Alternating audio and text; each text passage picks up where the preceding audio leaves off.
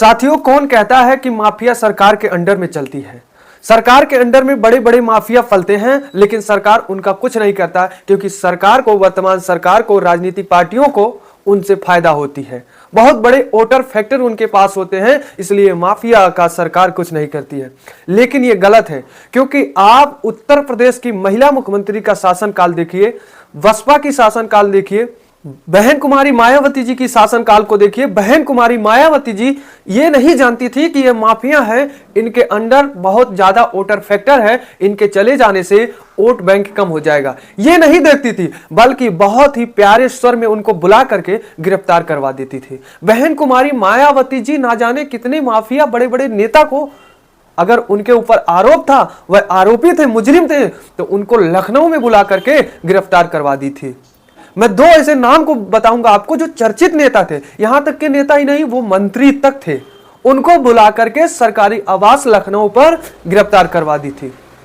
सबसे पहले मैं बात करता हूं दो चर्चित नेता, उमाकांत रमाकांत की आप जानते होंगे, आजमगढ़ से ज्यादा चर्चित थे। हालांकि भले ही मछली शहर के सांसद थे, लेकिन फिर भी उनको जेल में डलवा दी थी। क्या थी इनके ऊपर आरोप, मैं आपको बता दूं। मछली शहर के सांसद उमाकांत, जिनको लखनऊ आवास पर मायावती जी, बहन कुमारी मायावती जी ने बुलाकर जेल में डलवाया था, इनके ऊपर आरोप आजमगढ़ में लगा था। ये आजमगढ़ में एक महिला के जमीन को जबरन इनके ऊपर हड़पने का आरोप था, कि एक निर्दोष, एक असहाय महिला के जमीन को इन्होंने हड़पा है। मायावती जी को जब इसके बारे में पता चला कि सांसद एक आजमगढ़ के महिला के जमीन को जबरन हड़पे हैं, तो इनको फौरन जो है लखनऊ में बुलाया गया, क्योंकि ये पुलिस कस्टडी से बाहर चल रहे थे, ये भाग रहे थे, इनकी गिरफ्तारी नहीं हो पा रही थी।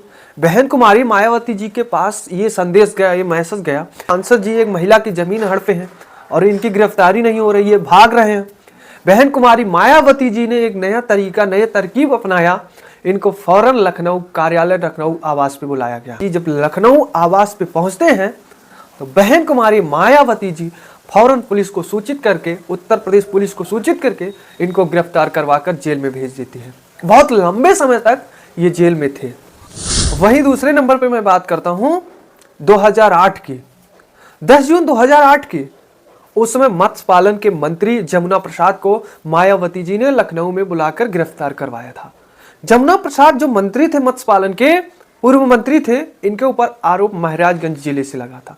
ये पिपराइच से विधायक भी थे और मत्स्य पालन मंत्री थे पूर्व, और इनको महाराजगंज जिले से आरोप यह था, एक सिपाही की हत्या का आरोप था जमुना प्रसाद निषाद के ऊपर। आरोप यह था कि जमुना प्रसाद निषाद जो है अपने सहयोगी के साथ, हथियारबंद सहयोगी के साथ महाराजगंज जिले में कोतवाली में पहुंचे थे। उस समय किसी बात को लेकर कहा सुनी इस तरह हुई कि वहां फायरिंग हो गई।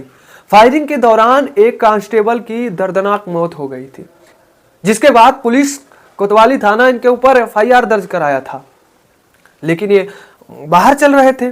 जब मायावती जी को यह पता चला तो लखनऊ कार्यालय बुला करके मंत्री जमुना प्रसाद को गिरफ्तार करवा ली थी, इनको जेल में बंद कर दी थी 10 जून 2008 में। ये दो बड़े माफिया थे जो काफी चर्चित थे। इस तरह से जो है इनको बहुत प्यारे स्वर में बुलाकर लखनऊ जेल का रास्ता दिखा दी थी मायावती जी ने। ये दो नाम ही नहीं, ऐसे ना जाने कितने नेता, धनंजय सिंह को पार्टी से निकलवा दिया था मायावती जी ने। आरोप बस इतना था कि वो किसी एक माफिया से मिलने गए थे, एक आरोपी से मिलने गए थे। बहन जी को पता चला कि हमारे पार्टी के कार्यकर्ता एक आरोपी से मिलने जाएं, ऐसा हो ही नहीं सकता। तुरंत पार्टी से बाहर का रास्ता मायावती जी ने दिखा दिया था। ना जाने कितने बड़े बड़े जो कद्दावर नेता उस समय कहे जाते थे, उनके ऊपर आरोप था, वो मुजरिम थे, उनको तुरंत जेल में बंद करवा देती थी मायावती जी। लंबे समय तक जेल में सड़ते थे। लेकिन आज चाहे समाजवादी की सरकार हो, भारतीय जनता पार्टी की सरकार हो, बड़े बड़े माफिया जिनके ऊपर ना जाने कई धाराएं दर्ज हैं, वो आज खुले में घूम रहे हैं, पार्टी से जुड़कर नेता बने हैं, मंत्री बने हुए हैं। चाहे समाजवादी की बात करें, उनमें भी मंत्री बने हुए हैं। किसी पार्टी में वो मुजरिम है, वो जेल में है, तो दूसरी पार्टी आ रही है, उनको छुड़ा करके सीट दे रही है और चुनाव जीतकर नेता बन जा रहे हैं। अगर लिस्ट हम दिखाने लगे तो बहुत से हमारे उत्तर प्रदेश में वर्तमान में ना जाने कितनी उनके ऊपर मुकदमा धारा दर्ज है, फिर भी वो नेता हैं, भारत की सत्ता पर बैठे हैं, आम पब्लिक को मूर्ख बना करके उनके ऊपर चढ़ाई करके राज कर रहे हैं बहुत से नेता। लेकिन मायावती जी एक महिला मुख्यमंत्री जो कि लंबे समय लगातार 4 बार मुख्यमंत्री थी, शायद इसी नाते उत्तर प्रदेश की जनता उनको पसंद करती थी। किस तरह से बुला करके अपने स्वयं आवास पर उनको जेल में डालती थी मायावती जी, जो कि प्रदेश ही नहीं पूरे देश में चर्चा का विषय उस समय था। आज भी वही चीज जो लोग उस समय मायावती जी के शासनकाल को फॉलो किए थे, अच्छे से पॉलिटिक्स को पढ़ते थे, इंटरेस्ट रखते थे, वो लोग आज मायावती जी को याद करते हैं। शायद वही नाते आज भी वोट परसेंटेज मायावती जी की अच्छी है।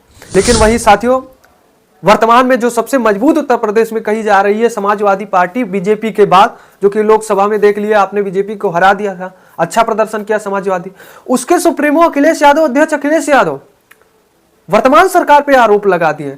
आप देखिए एक पोस्ट को उन्होंने सोशल अकाउंट एक्स पर पोस्ट किया है। उन्होंने कहा कि वर्तमान सरकार की अगर कोई पोल खोल रहा है या उनसे सवाल कर रहा है तो वर्तमान सरकार कोई न कोई माध्यम से उनको जो है आरोपी ठहरा करके जेल में बंद करवा दे रहा है, गिरफ्तार करवा ले रहा है, चाहे वो आम पब्लिक हो या आईपीएस जैसे बड़े अधिकारी हो। पुराने मुद्दे को झाड़ करके बाहर निकाल रही है और गिरफ्तार करवा रही है जो वर्तमान सरकार से जो लोग सवाल कर रहे हैं। अखिलेश यादव ने कहा, और उन्होंने कहा कि वर्तमान में किस तरह से जमीनी हड़प हो रही है वर्तमान सरकार में। अयोध्या, बनारस, मथुरा, गोरखपुर, पूरे प्रदेश में जमीन की लूट मची हुई है, सरेआम लूट रहे हैं, लेकिन सरकार आंख मूंदी है। आंख इसलिए वर्तमान सरकार मूंद कर बैठी हुई है क्योंकि जो भूमाफिया हैं उस सरकार से जुड़े हुए हैं, सरकार के ही लोग हैं, इसलिए सरेआम जमीन को लूट रहे हैं। लेकिन सरकार को नहीं दिख रही क्योंकि उन्हीं के भूमाफिया लोग हैं और वो बनकर सरकार में बैठे हुए नेता मंत्री बैठे हुए हैं। इस समाजवादी के अध्यक्ष अखिलेश यादव ने अपने सोशल अकाउंट एक्स पर पोस्ट करते हुए कहा है वर्तमान सरकार को कि वर्तमान सरकार में सरेआम ऐसा हो रहा है, लोकतंत्र का गला घोटा जा रहा है, लेकिन सरकार कुछ नहीं कर रही है। जो सरकार से इस पर सवाल कर रहा है उसी को आरोपी बना करके सरकार गिरफ्तार करवा ले रही है।